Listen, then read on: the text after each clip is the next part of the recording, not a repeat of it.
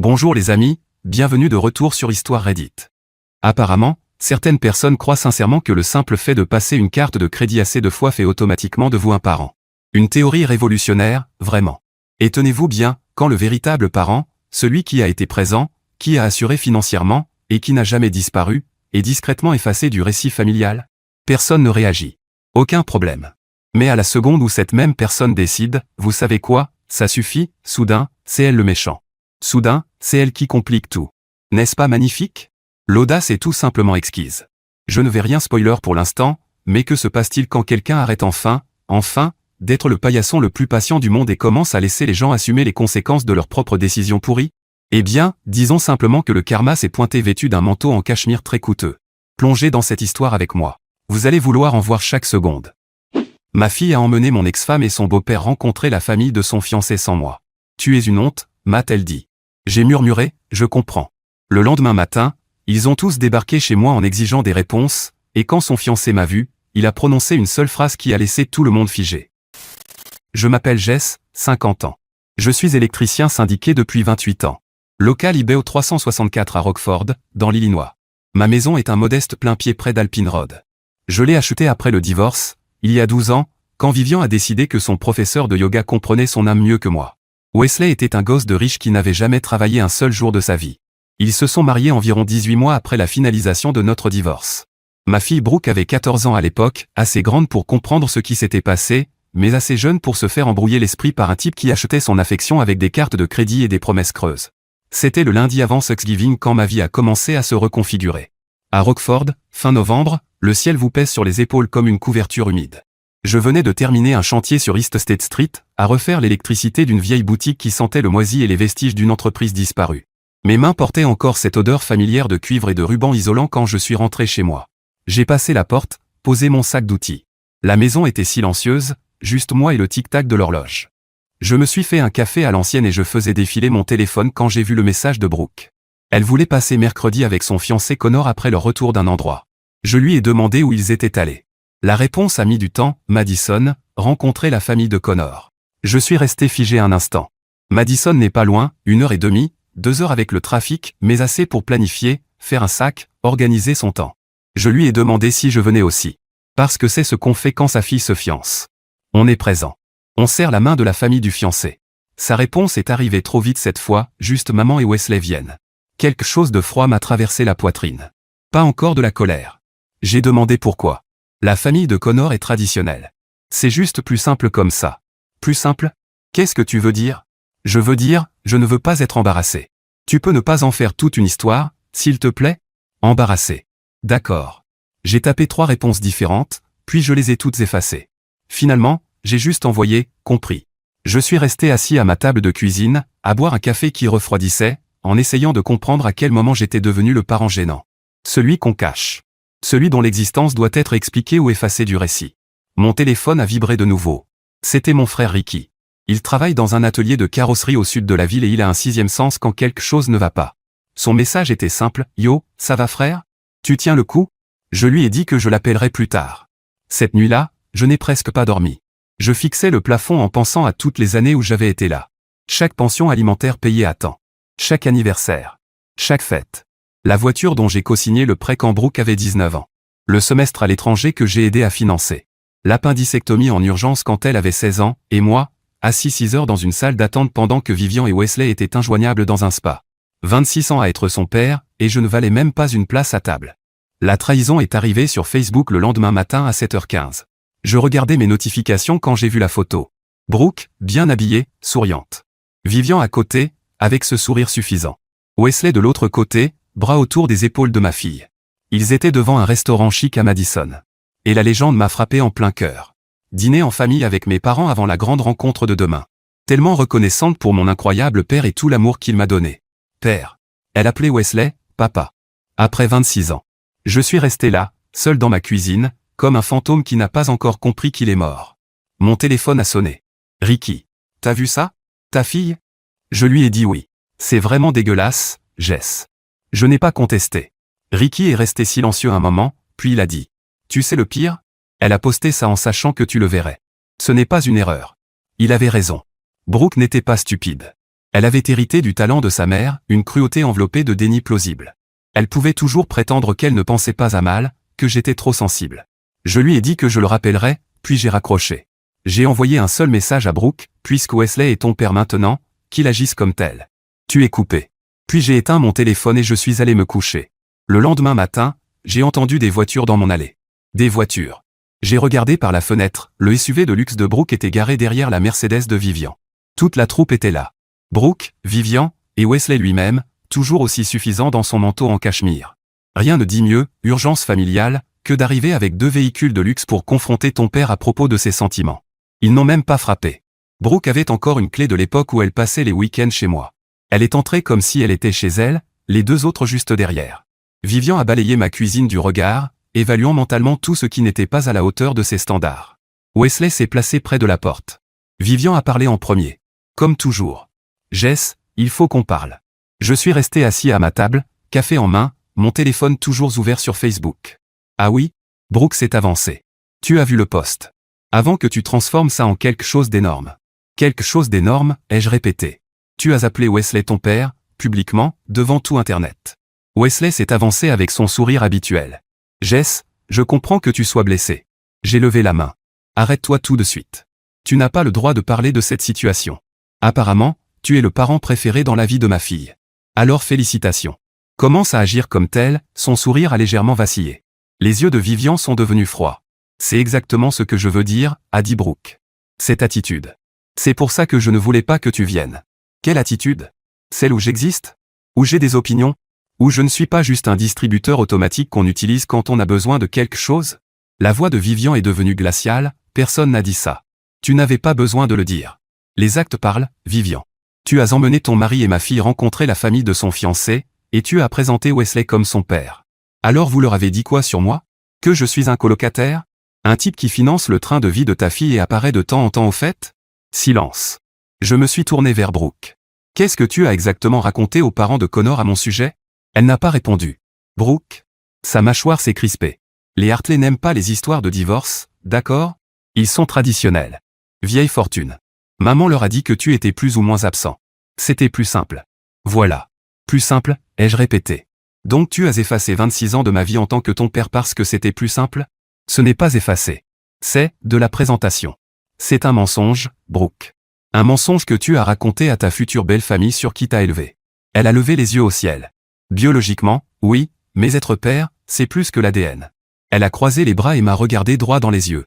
Tu n'as jamais agi comme un vrai père, Jess. Les mots ont frappé comme un coup de massue. Je suis resté immobile un long moment. D'accord, ai-je murmuré. J'ai compris. Brooke a cligné des yeux, presque surprise que je ne réagisse pas. Vivian a échangé un regard avec Wesley. La pièce est devenue silencieuse. Wesley s'est raclé la gorge. La famille Hartley a certaines attentes. Je m'en fiche. Il s'est arrêté net. Vivian est intervenu, tu rends les choses plus dramatiques que nécessaire. Non. Je me suis levé lentement. J'ai terminé. On est venu pour faire la paix, a-t-elle dit entre ses dents. Vous êtes venu parce que Brooke veut quelque chose. La voix de Brooke est devenue tranchante, qu'est-ce que ça veut dire?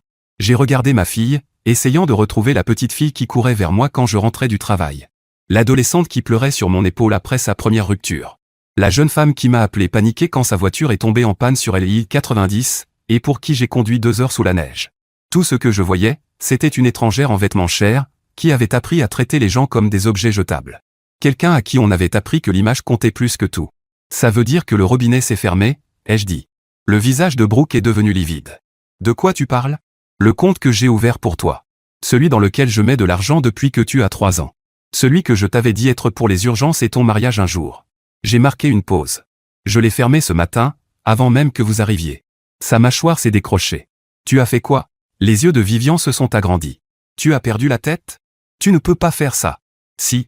C'est fait. Cet argent était pour Brooke. Mon argent, économisé pour ma fille.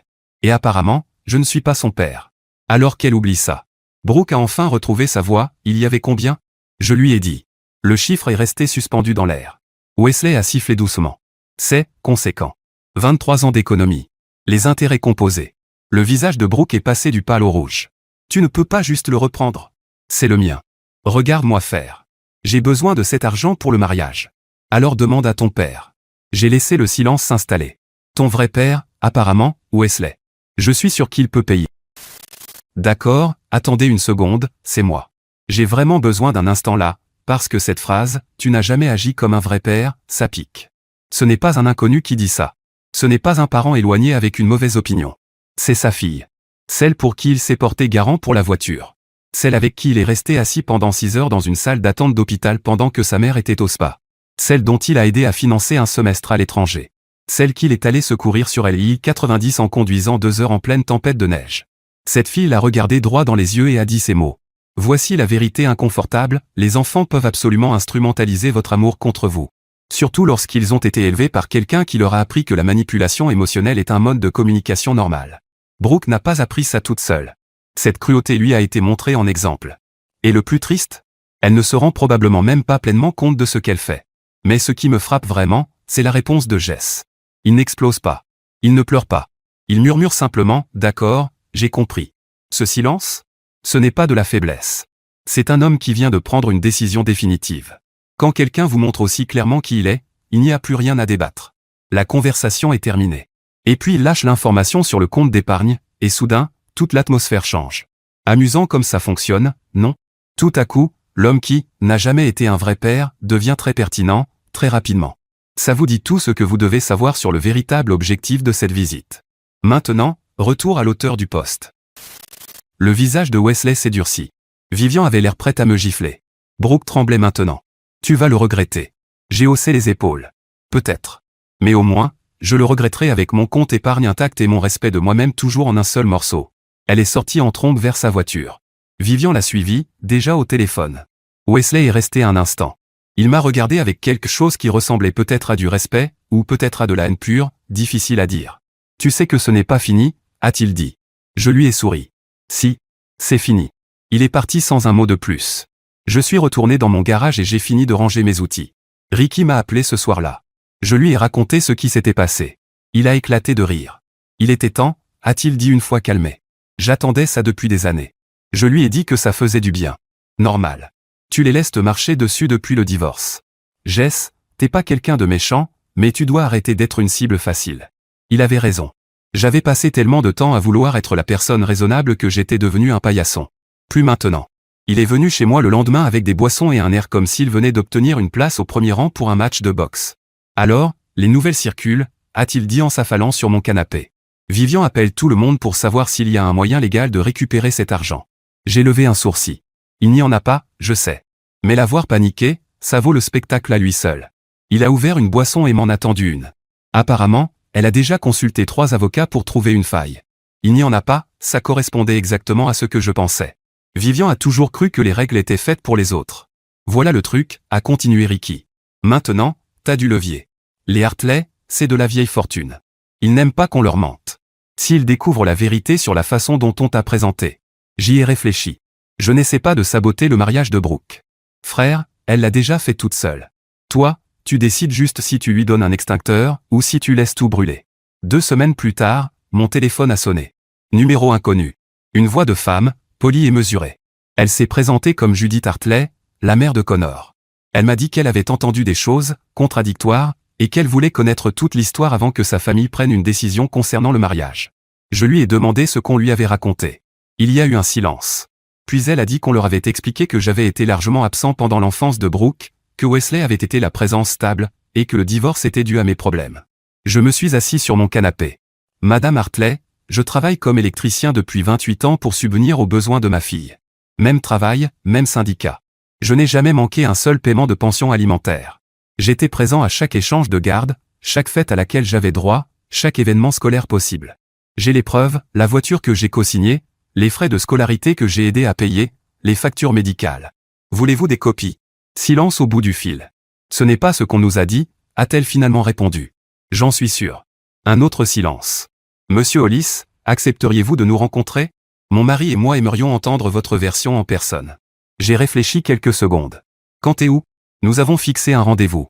Ricky est venu chez moi le dimanche précédant la rencontre avec un bloc-notes.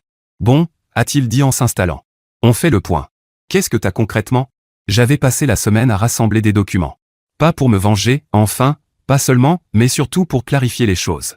Nous avons tout étalé sur la table de la cuisine, relevé de pension alimentaire depuis le divorce, relevé bancaire montrant le fonds d'études, facture médicale, document de co-signature pour la première voiture de Brooke, bulletin scolaire avec ma signature à côté de celle de Vivian, photos d'anniversaire, de fêtes, d'événements scolaires. Ricky a feuilleté une pile de photos. T'étais à sa remise de diplôme?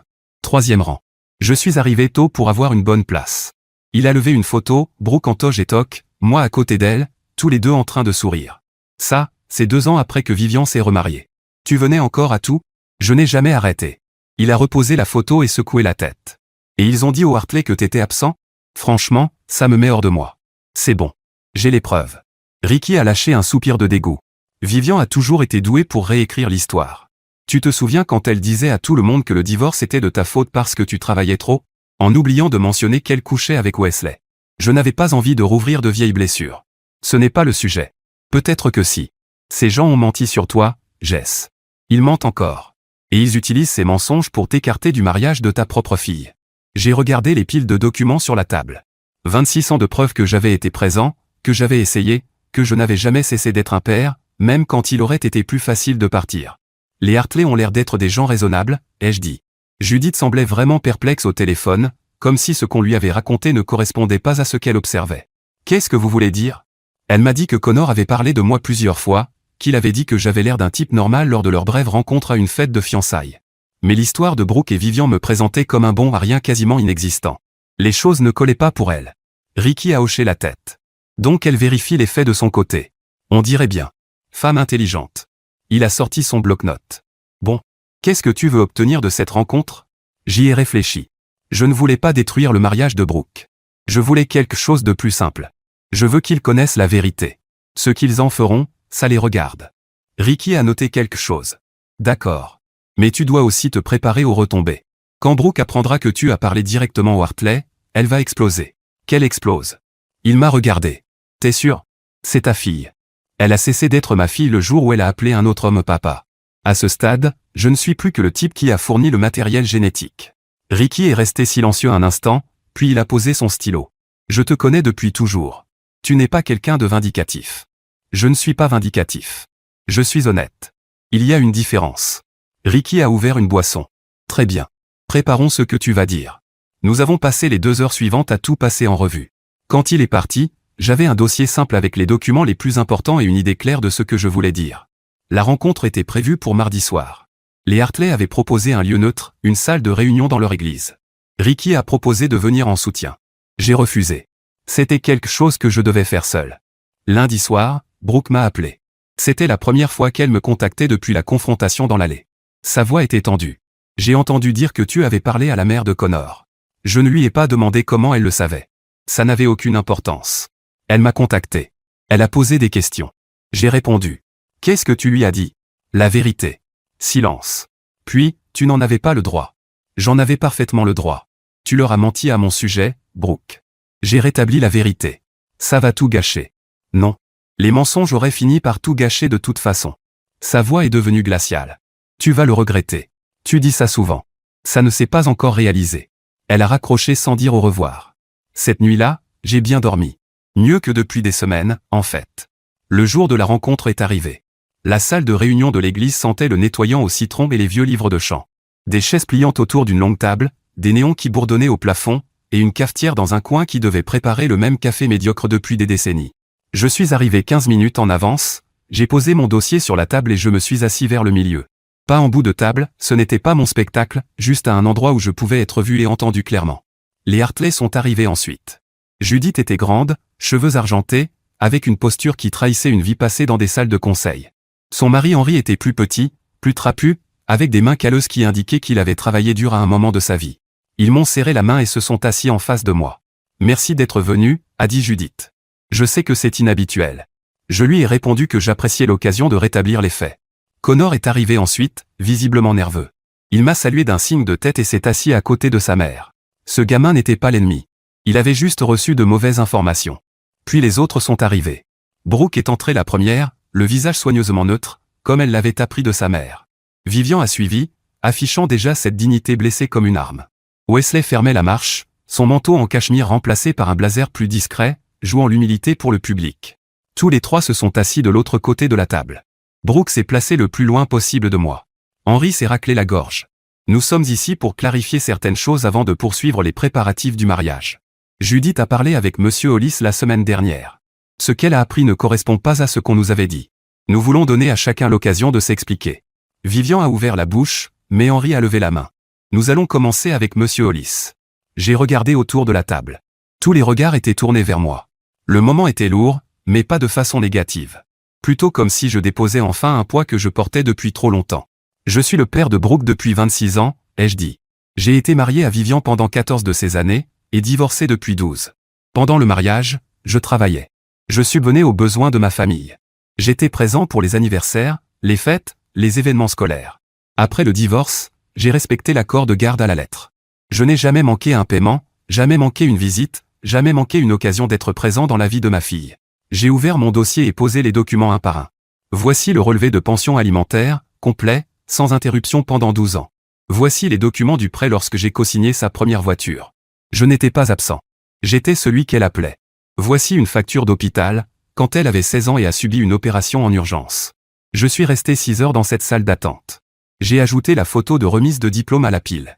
Ça, c'est son diplôme de fin de lycée, 3e rang. J'ai pris un jour de congé pour être là. Et ça, j'ai sorti le dernier document. C'est le relevé du compte épargne que j'ai ouvert pour elle quand elle avait 3 ans. 23 ans de contribution. Je l'ai fermé il y a 2 semaines parce qu'on m'a dit que je n'étais pas son vrai père. La pièce est restée silencieuse. Judith a examiné les documents. L'expression de Henri est passée de neutre à quelque chose de plus proche de la colère. Connor fixait Brooke. C'est vrai? La mâchoire de Brooke s'est crispée. Il exagère. J'ai secoué la tête. Quelle partie? Les relevés officiels du tribunal? Les relevés bancaires avec les dates et les montants? La facture d'hôpital avec ma signature? Wesley s'est avancé.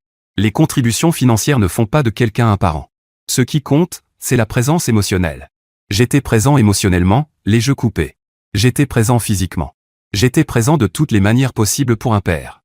Toi, tu es arrivé quand Brooke avait 14 ans avec une voiture en leasing et un fonds fiduciaire. Tu as acheté son affection. Moi, je l'ai mérité. Son visage s'est assombri. La voix de Vivian est devenue tranchante, voilà exactement pourquoi on ne voulait pas que tu sois là. Cette incapacité à accepter que Brooke ait des relations avec d'autres personnes. Je l'ai regardé. J'ai accepté qu'elle est un beau-père. Je n'ai jamais essayé de nuire à ton mariage ni à la relation entre Wesley et Brooke. Mais vous ne vous êtes pas contenté de le valoriser. Vous m'avez rabaissé. Vous avez dit à ces gens que j'étais absent, que je n'étais pas vraiment impliqué. Ça, c'est de l'effacement. Judith a parlé doucement, on nous a dit que Jess était essentiellement un étranger, qu'il apparaissait de temps en temps mais ne faisait pas vraiment partie de la vie de Brooke. Elle a regardé Vivian. Vivian a baissé les yeux. Connor s'est levé brusquement, sa chaise raclant le sol. Je t'ai posé la question. Je t'ai demandé clairement pour le père biologique de Brooke. Tu as dit qu'il n'était pas présent. Le calme de Brooke s'est finalement fissuré. Il était à peine présent. Un week-end sur 2, ce n'est pas être un père. Un week-end sur 2, c'est ce que le tribunal m'a accordé, ai-je dit. J'ai demandé plus.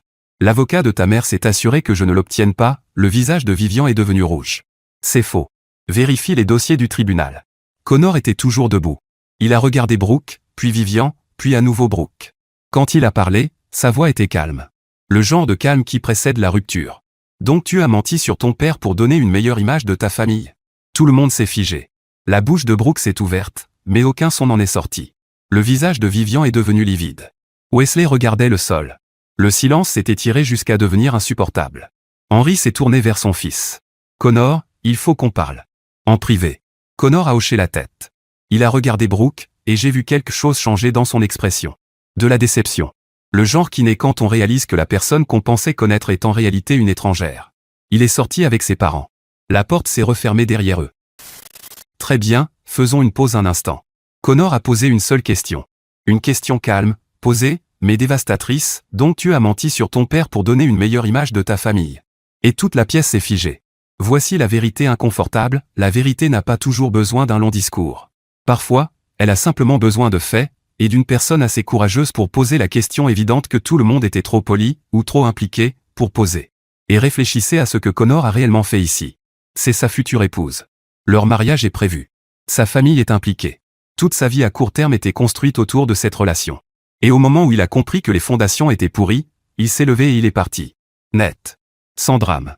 Il est juste parti avec ses parents. La plupart des gens ne font pas ça. La plupart des gens se convainquent de rester. Ils se disent des choses comme « tout le monde a des histoires familiales compliquées » ou « je ne veux pas en faire toute une histoire ». Ils minimisent. Il rationalise. Parce que partir de quelque chose dans lequel on a déjà investi, c'est vraiment difficile. Mais voilà ce que Connor a compris, et que la plupart des gens ne réalisent jamais, les mensonges de Brooke ne concernaient pas seulement Jess. C'était une fenêtre ouverte sur ce qu'elle est fondamentalement. Si elle peut effacer son propre père de son histoire aussi facilement, sans ressentir la moindre culpabilité, qu'est-ce qu'elle peut encore réécrire? Qu'est-ce qu'elle va réécrire? Les menteurs les plus inquiétants ne sont pas ceux qui s'en veulent. Les plus inquiétants sont ceux qui croient sincèrement que leur version devient la réalité simplement parce qu'ils l'affirment avec assez d'assurance. Connor l'a vu. Et il s'est choisi lui-même. Ce n'est pas un signal d'alarme qu'il a ignoré. C'est un signal d'alarme qu'il a repéré juste à temps. Maintenant, retour à l'auteur du post. Il est parti avec ses parents. La porte s'est refermée derrière eux. Et il ne restait plus que nous, moi, Brooke, Vivian et Wesley. Brooke a parlé la première, la voix tremblante, « Tu es content maintenant? Tu as tout gâché. J'ai rassemblé mes documents dans le dossier. Si la vérité détruit les choses, ce n'est pas ma faute. Tu n'en avais pas le droit. J'en avais parfaitement le droit. » Wesley s'est avancé, « Tu dois réfléchir à ce que tu fais, Jess. Les conflits familiaux peuvent se résoudre, mais si tu fais tout exploser, c'est déjà explosé. Vous trois avez allumé la mèche. Je refuse juste de porter le chapeau pour l'explosion. » Vivian s'est levée en attrapant son sac. « On verra bien. Ce n'est pas fini. » J'ai haussé les épaules. Pour moi, si. Ils sont partis. Brooke ne s'est même pas retourné. Je suis resté seul dans la pièce encore 10 minutes, à écouter le bourdonnement des néons et le glouglou de la cafetière.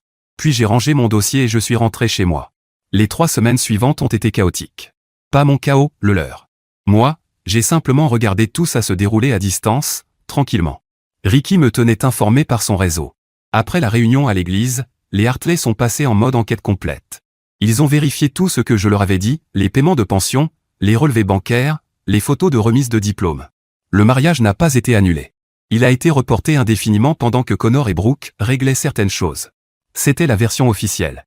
Officieusement, selon Ricky, Connor reconsidérait sérieusement l'idée d'épouser quelqu'un qui avait menti à sa famille sur quelque chose d'aussi fondamental. Vivian m'a appelé 5 fois la première semaine. Je n'ai pas répondu. Elle a laissé des messages vocaux, d'abord en colère, puis de plus en plus paniquée. « Jess, il faut qu'on parle. Pour Brooke, le mariage est en danger. Peu importe nos problèmes, on peut les régler, mais tu dois appeler les Hartley et dire que tu as réagi de façon excessive. S'il te plaît. » J'ai ignoré. Wesley n'a pas appelé, probablement une décision intelligente de sa part.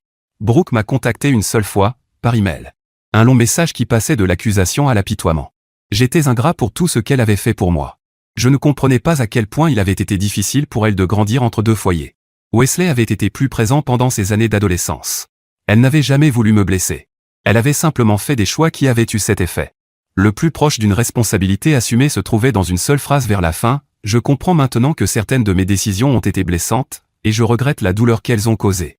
Pas, je suis désolé d'avoir menti à ton sujet. Pas, j'avais tort de t'effacer de ma vie. » J'ai relu le message 2 fois, cherchant la moindre reconnaissance réelle de ce qu'elle avait fait, le moindre signe de remords sincère. Rien. J'ai répondu en 2 phrases, « Quand tu seras prête à avoir une conversation honnête sur ce qui s'est passé, je serai prêt à écouter. D'ici là, je n'ai rien à dire. » Elle n'a pas répondu. Ricky est venu le 3e vendredi. Nous nous sommes assis sur mon porche arrière, même s'il faisait assez froid pour voir notre souffle. Apparemment, les Hartley retirent leur financement du mariage, a-t-il dit. Ils devaient payer la salle et le traiteur. Maintenant, non. J'ai hoché la tête. Ça fait beaucoup d'argent. Environ 50 000, d'après ce que j'ai entendu. Judith a dit à quelqu'un de leur église qu'elle ne pouvait pas, en conscience, financer un mariage basé sur un mensonge.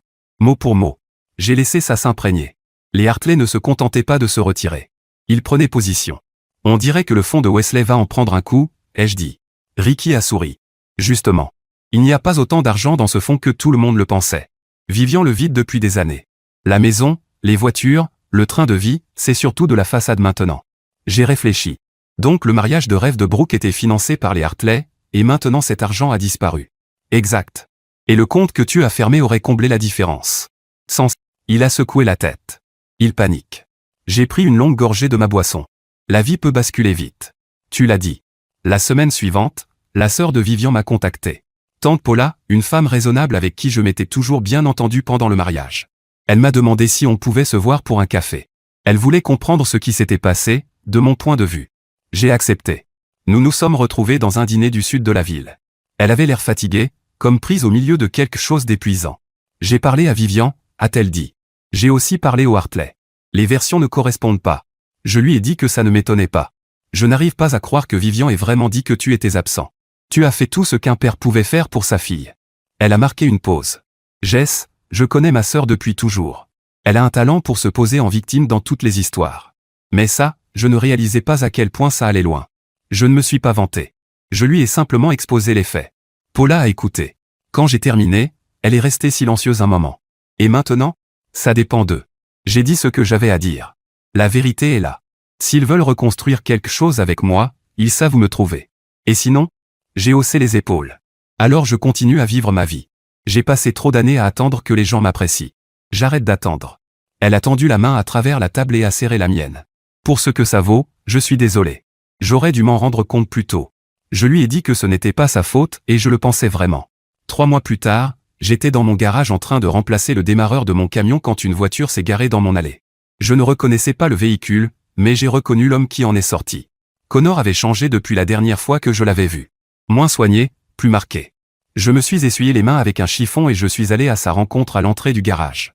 Monsieur Hollis, vous avez quelques minutes? Oui, bien sûr. Nous nous sommes assis sur le haillon de mon camion, aucun de nous pressé de briser le silence.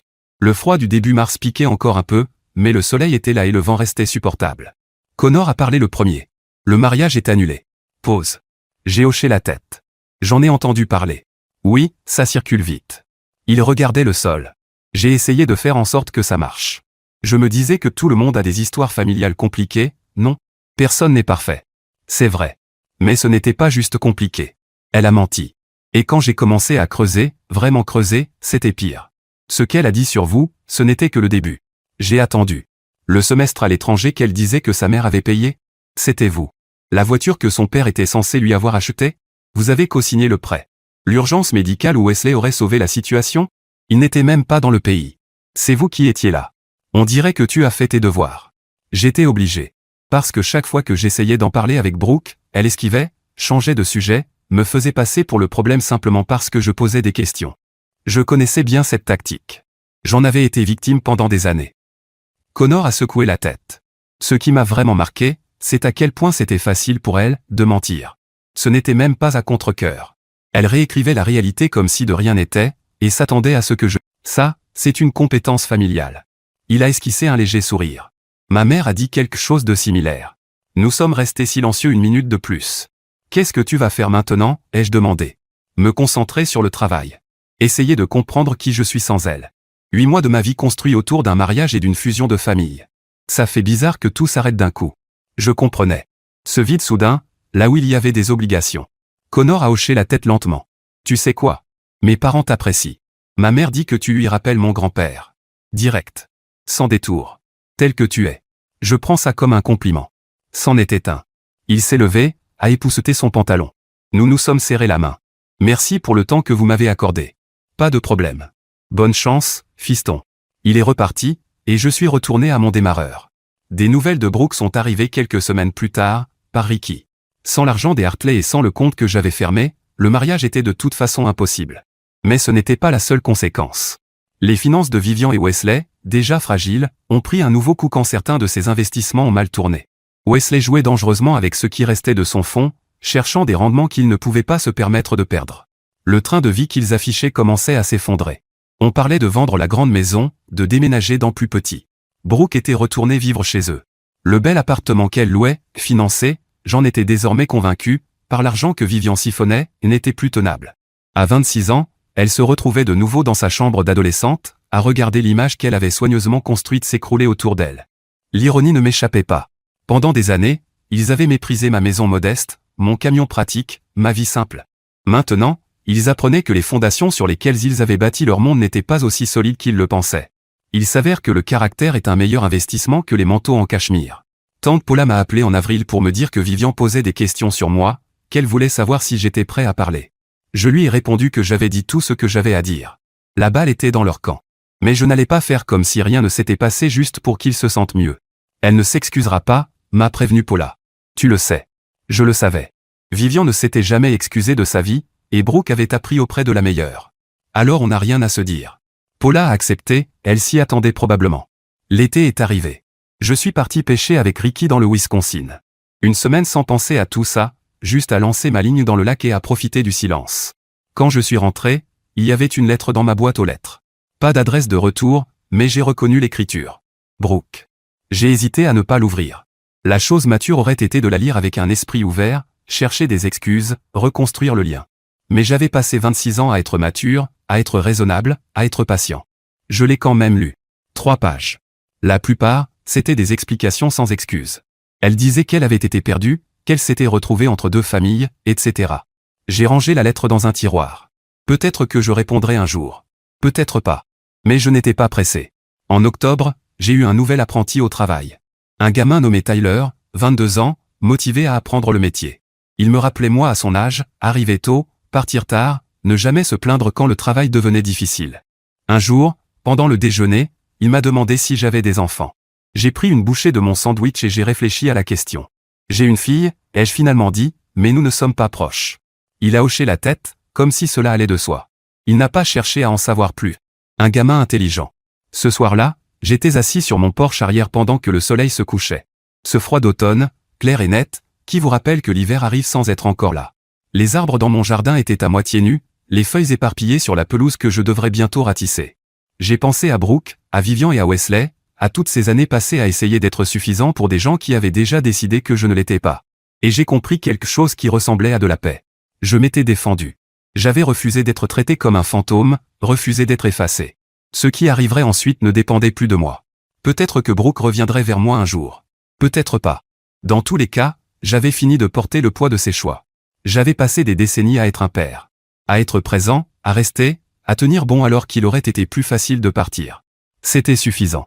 Ça l'avait toujours été. Le fait qu'elle ne le voie pas n'était plus mon problème. Alors ma famille YouTube, voici mon avis sur cette histoire. Bon. Maintenant que vous avez tout entendu, prenons juste un moment pour y réfléchir. Jess n'est pas un homme parfait. Il ne cherche pas à l'être.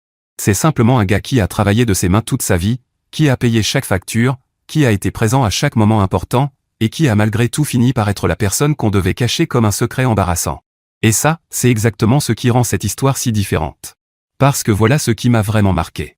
Ce n'était pas Vivian. Vivian a toujours été Vivian depuis le début, on connaît tout ce genre de personnes.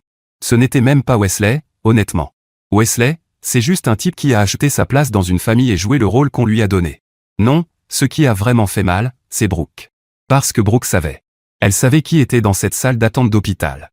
Elle savait à qui appartenait la signature sur son prêt auto. Elle savait qui avait traversé une tempête de neige sur l'île 90 pour elle.